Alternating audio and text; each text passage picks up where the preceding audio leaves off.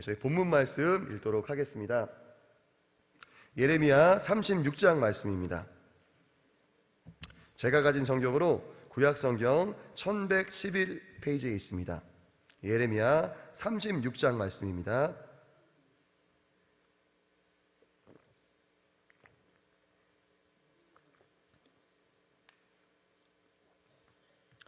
저희 다 찾으신 줄 알고 저희 함께 합독하시도록 하겠습니다. 유다 왕 요시야의 아들 여호야김 4년에 여호와께로서 예레미야에게 말씀이 임하니라. 가라사대 너는 두루마리 책을 취하여 내가 내게 말하던 날 곧 요시야의 날부터 오늘까지 이스라엘과 유다와 열방에 대하여 나의 내게 이른 모든 말을 그것에 기록하라. 유다 족속이 내가 그들에게 내리려 한 모든 재앙을 듣고 각기 악한 길에서 돌이킬 듯하니라. 그리하면 내가 그 악과 죄를 사하리라. 이에 예레미야가 네리야의 아들 바룩을 부르매 바룩이 예레미야의 구전대로 여호와께서 그에게 이르신 모든 말씀을 두루마리 책에 기록하니라. 예레미야가 바룩을 명하여 가로되 나는 감금을 당한지라 여호와의 집에 들어갈 수 없은즉 너는 들어가서 나의 구전대로 두루마리에 기록한 여호와의 말씀을 금식일에 여호와의 집에 있는 백성의 귀에 낭독하고 유다 모든 성에서 온 자들의 귀에도 낭독하라. 그들이 여호와 앞에 기도를 드리며 각기 악한 길을 떠날 듯하니라. 여호와께서 이 백성에 대하여 선포하신 노와 분이 크니라. 네리야의 아들 바룩이 무릇 선지자 예레미야의 자기에게 명한 대로 하여 여호와의 집에서 책에 있는 여호와의 말씀을 낭독하니라. 유다 왕 요시야의 아들 여호야김 5년 9월에 예루살렘 모든 백성과 유다 성읍들에서 예루살렘에 이른 모든 백성이 여호와 앞에서 금식을 선포한지라.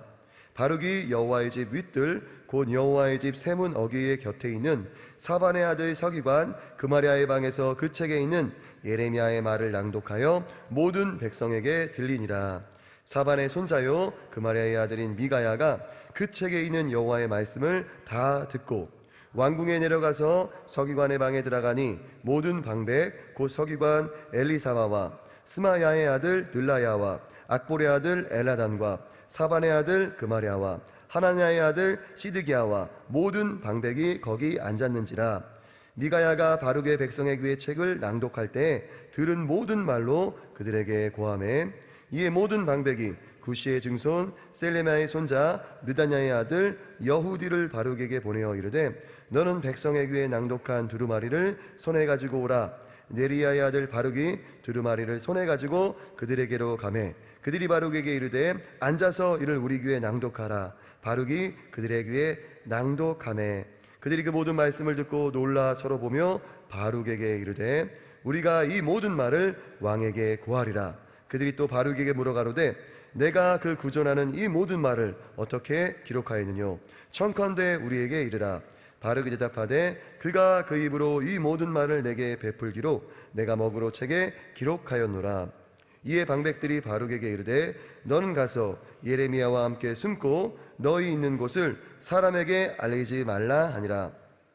그들이 두루마리를 서기관 엘리사마의 방에 두고 뜰에 들어가 왕께 나아가서 이 모든 말로 왕의 귀에 고하니 왕이 여우디를 보내어 두루마리를 가져오게 하매 여우디가 서기관 엘리사마의 방에서 가져다가 왕과 왕의 곁에 선 모든 방백의 귀에 낭독하니 때는 9월이라. 왕이 겨울 궁전에 앉았고 그 앞에는 불피한 화로가 있더라. 여우디가 3편 4편을 낭독하면 왕이 소도로 그것을 연하여 베어 화로 불에 던져서 온 두루마리를 태웠더라. 왕과 그 신하들이 이 모든 말을 듣고도 두려워하거나 그 옷을 찢지 아니하였고 엘라단과 들라야와 그마랴가 왕께 두루마리를 사르지 말기를 간구하여도 왕이 듣지 아니하였으며 왕이 왕의 아들 여라무엘과 아스리엘의 아들 스라야와 압디엘의 아들 셀레미야를 명하여 서기관 바룩과 선지자 예레미야를 잡으라 하였으나 여호와께서 그들을 숨기셨더라. 왕이 두루마리와 바룩이 예레미야의 구전으로 기록한 말씀을 불사른 후에 여호와의 말씀이 예레미야에게 임하니라. 가라사대 너는 다시 다른 두루마리를 가지고 유다 왕 여호야김의 불살은 첫 두루마리의 모든 말을 기록하고 또 유다 왕 여호야김에 대하여 이같이 말하기를 여호와의 말씀에 그가 이 두루마리를 불사르며 말하기를 내가 어찌하여 바벨론 왕이 정령이 와서 이 땅을 멸하고 사람과 짐승을 이 땅에서 없어지게 하리라 하는 말을 이 두루마리에 기록하였느뇨 하도다. 그러므로 나 여호와가 유다 왕 여호야김에 대하여 이같이 말하노라. 그에게 다윗의 위에 앉을 자가 없게 될 것이요 그 시체는 버림을 입어서 낮에는 더위 밤에는 추위를 당하리라. 또 내가 그와 그 자손과 신하들을 그들의 죄악을 인하여 벌할 것이라. 내가 일찍 그들과 예루살렘 거민과 유다 사람에게 선포하였으나 그들이 듣지 아니한 그 모든 재앙을 내리리라 하셨다 하라. 이에 예레미야가 다른 두루마리를 취하여 네리야의 아들 서기관 바룩에게 주매 그가 유다 왕 여호야김의 불사른 책의 모든 말을 예레미야의 구전대로 기록하고 그 외에도 그 같은 말을 많이 더하였더라. 아멘. 아멘. 예, 저희 효와 행복 보시도록 하겠습니다. 어떤 반응을 보일 것인가? 우리 요절 말씀 16절 말씀 함께 읽도록 하겠습니다.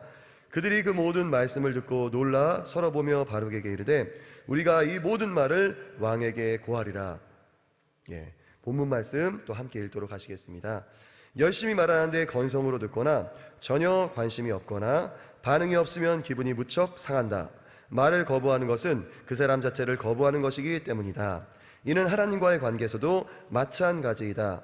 본장에서 우리는 하나님 말씀에 대한 여러 가지 반응들과 그에 따른 삶의 열매를 통해 중요한 신앙의 교훈을 얻을 수 있다. 첫째, 하나님의 말씀을 소중히 여기는 인생은 복되게 산다. 하나님은 예레미야에게 끊임없이 말씀을 주셨다. 하나님의 말씀이 계속하여 임할 때마다 예레미야는 힘들다고 거부하지 않고 겸손히 자신의 온 마음과 온 삶으로 그 말씀을 받아들인다. 그리고 그는 바룩에게 백성들이 하나님의 말씀을 더욱 잘 듣도록 특별히 금식일에 선포하도록 명한다.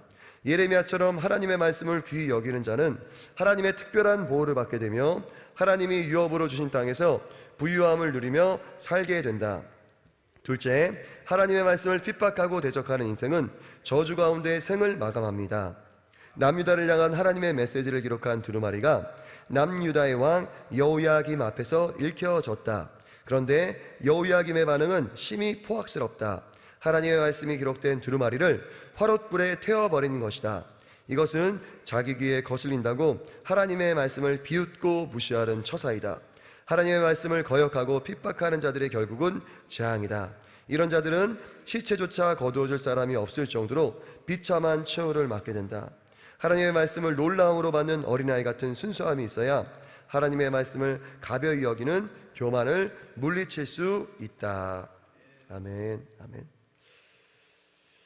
예, 저희 어떤 반응을 보일 것인가라는 말씀으로 저희 은혜 받기를 원합니다. 저희 예레미야 선지자는 평생 하나님의 말씀을 전하며 회개를 선포했습니다. 그가 전한 하나님의 말씀은 죄악으로부터 돌이키지 않으면 하나님께서 우리나라를 바벨론 제국에 의해 멸망시키겠다는 내용이었습니다. 만약 사람들에게 예레미야 선지자가 듣기 좋은 얘기, 그들이 원하는 그런 메시지를 전했다면 아무 문제가 없었을 것입니다. 하나님께서 다 잘 될 거라고 말씀하신다. 야, 평화다, 평화. 아무리 국제정세가 혼란스럽고 바벨론 제국이 점점 강성해져도 우리나라는 아무 일도 없을 거야. 만약에 이런 메시지만 전했다라면은 예레미야 선지자와 그 남유다 백성들과는 어떤 문제도 없었을 것입니다. 그러나 하나님께서 예레미야에게 전하라고 하신 말씀은 심판이었습니다. 앞으로 일어날 무서운 전쟁이었습니다. 예레미야서를 지금까지 쭉 읽어보신 성도님들은 아시겠지만 하나님께서 예레미야에게 하신 말씀들은 그 사람들이 받아들이기가 정말로 힘든 말씀이었습니다. 사람들을 분노케 하는 말씀이었습니다. 그 남유다 왕국이 기원전 586년에 이제 바벨론 제국에 의해서 멸망하죠. 예루살렘이 함락당하고.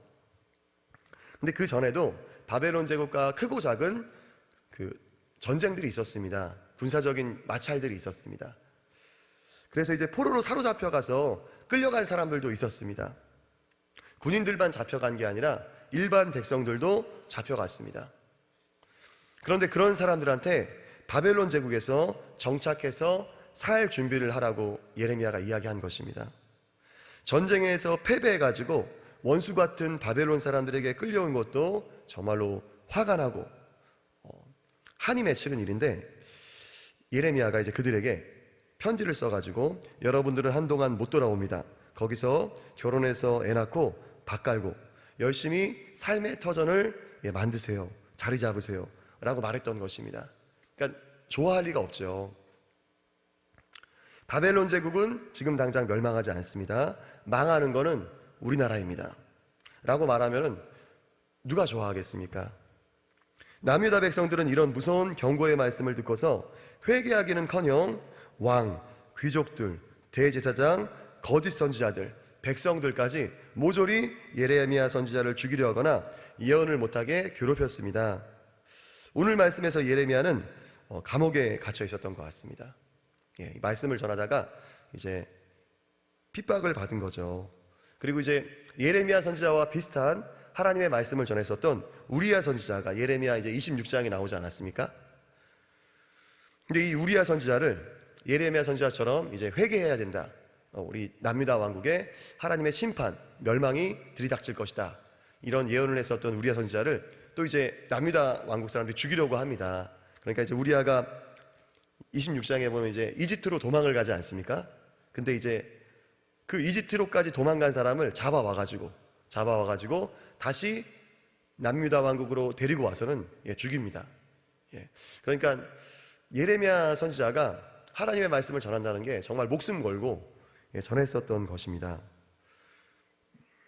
그리고 이제 여호야김 왕 딴에는, 자기 딴에는 정말로 잘해보려고 이제 금식일을 선포해가지고 금식을 하고 있을 때, 남유다 왕국의 이제 곳곳에 예루살렘에 살고 있는 사람들뿐만 아니라 곳곳의 사람들이 이제 예루살렘 성전에 모여서 금식하고 있을 때 이제 또 하나님의 말씀을 전하는 것입니다.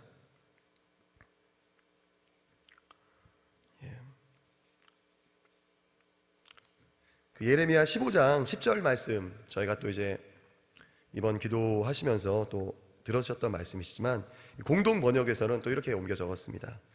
아, 어머니 왜 나를 낳으셨습니까? 온 나라 사람이 다 나에게 시비를 걸고 싸움을 걸어옵니다. 나는 아무에게도 빚진 일이 없고 빚을 준 일도 없는데 사람마다 이 몸을 저주합니다. 예레미야가 하나님의 말씀을 전하면서 얼마나 스트레스를 받았는지 알 수 있는 내용입니다. 11장 21절에서는 또 예레미야한테 이렇게 사람들이 협박을 하죠. 현대인의 성경입니다. 너는 여호와의 이름으로 예언하지 말아라. 그렇지 않으면 내가 우리 손에 죽고 말 것이다.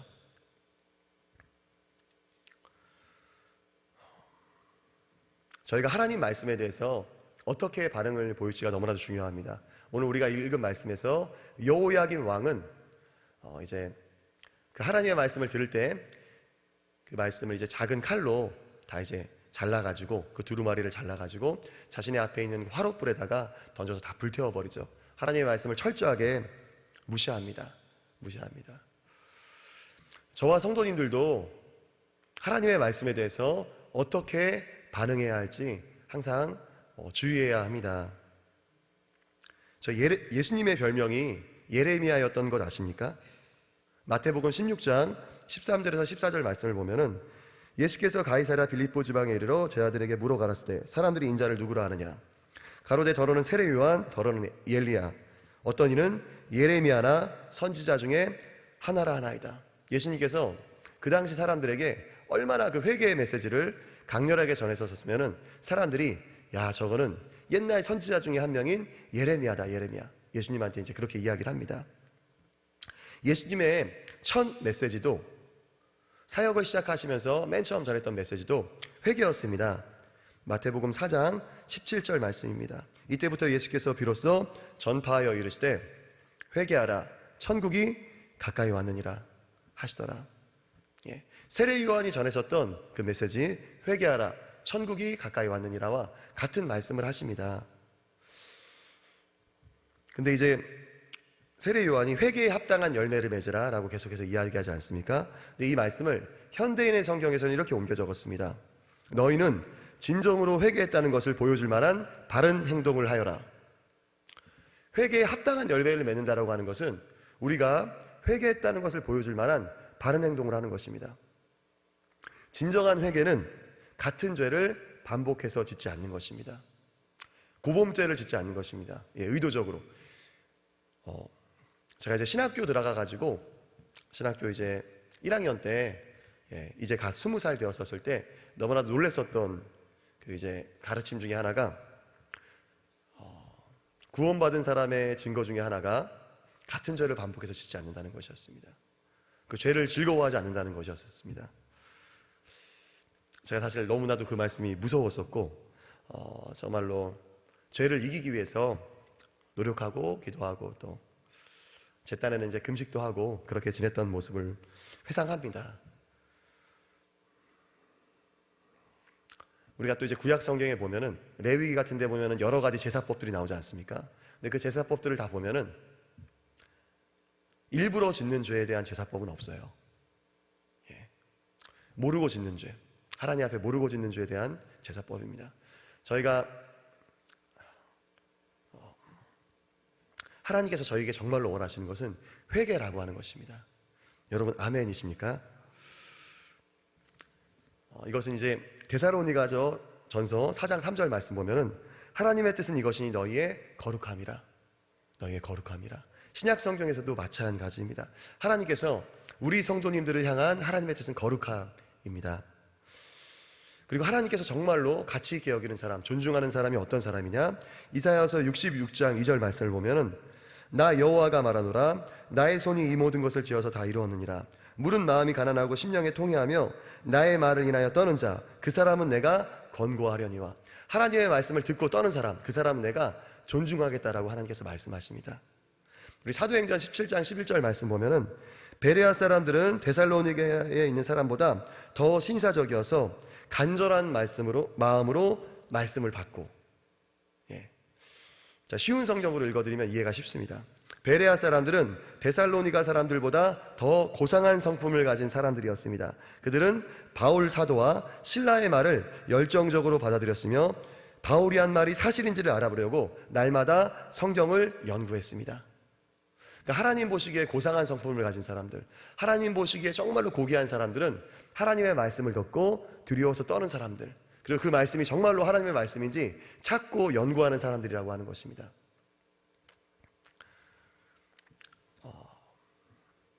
세계에서 가장 부유한 나라 중에 하나로 꼽히는 나라가 이제 스위스죠. 그죠? 그 땅덩어리, 이제 국토의 크기는 전 세계에 있는 나라 중에 133위. 정말로 작은 나라입니다. 우리나라로 치면 이제 강원도 크기만한 나라인데 세계에서 가장 잘 사는 나라로 이제 손꼽히는 나라입니다. 인구는 세계 99위입니다.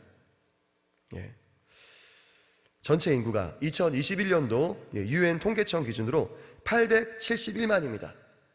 저희 인천 인구가 293만인데요. 인천 인구의 한 3배 정도라고 하면 될 것 같습니다. 근데 1인당 국내 총생산은 세계 2위입니다. 세계 2위. 근데 이제 스위스가 처음부터 이렇게 잘 사는 나라였느냐? 그렇지 않습니다.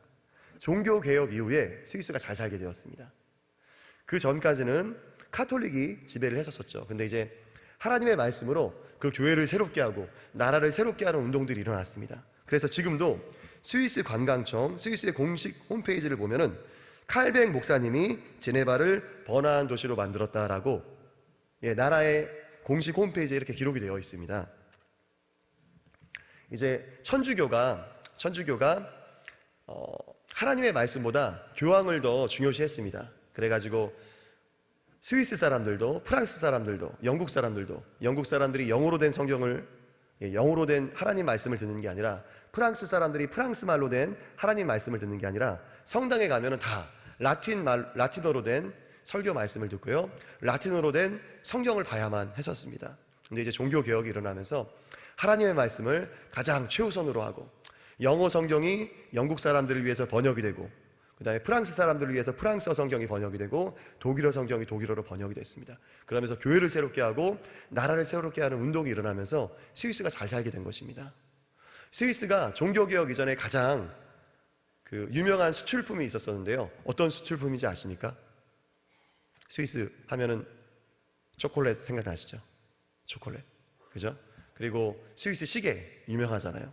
그리고 스위스의 어떤 금융 용병들이 되게 유명한데, 사실 종교개혁 이전에 스위스의 가장 유명하고 가장 잘 팔리는 수출품은 용병이었습니다.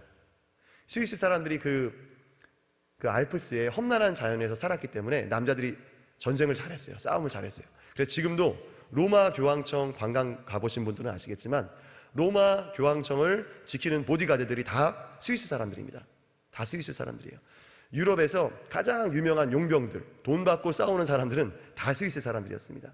우리가 아는 그 프랑스 혁명 때 그 프랑스의 루이 18세, 루이 16세 이런 왕들이 나중에 종교개혁 그 프랑스 혁명 때 죽임을 당하지 않습니까? 근데 이제 그 왕들이 죽임을 당할 때 마지막까지, 마리 앙뚜아네트 아시잖아요, 그죠? 이런 왕비들이 죽임을 당할 때 마지막까지 왕과 왕비를 지키던 사람들이 프랑스 군인들이 아니라 스위스 용병들이었어요.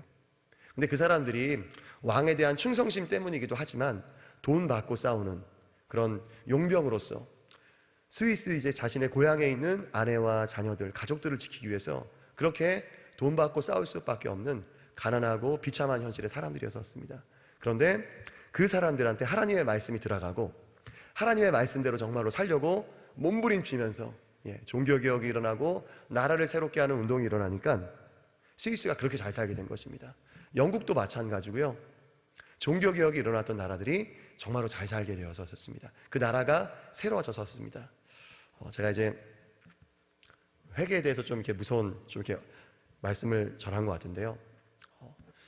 저희가 아무리 작은 죄라고 할지라도 하나님의 말씀 가운데 정말로 회개를 결단하고 하나님, 제가 정말 이 죄를 다시 짓지 않기 위해서 결단합니다, 결심합니다 하면은 하나님께서 언제든지 회개를 받아주세요. 받아주십니다. 받아주시고 저희들을 새롭게 하시고, 하나님은 저희처럼 뒤끝이 없으십니다.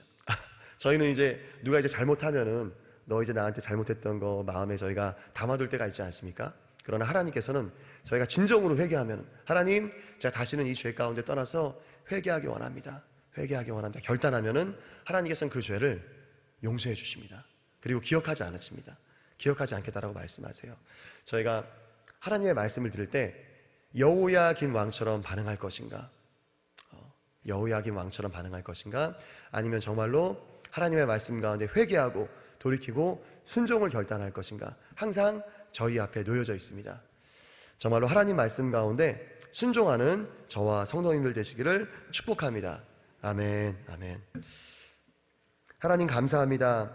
저희가 예레미야 36장 말씀을 갖고 하나님 말씀에 순종할 것인가, 아니면 하나님 말씀에 불순종할 것인가 선택해야 함을 배웠습니다. 하나님, 저희들이 여호야긴 왕처럼 하나님 말씀에 불순종하는 것이 아니라 하나님께 순종하는 저희들 되어지기를 원합니다. 주님께서 저희들의 마음을 새롭게 하여 주시옵시고, 또한 지은 죄가 있다라면 하나님 앞에 전심으로 회개하여서 깨끗하게 용서함 받는 저희들 되게 하여 주시옵소서. 지금 감사하고 예수님의 이름으로 기도합니다. 아멘. 하늘에 계신 우리 아버지여, 이름이 거룩히 여김을 받으시오며 나라의 임하옵시며 뜻이 하늘에서 이룬 것 같이 땅에서도 이루어지이다.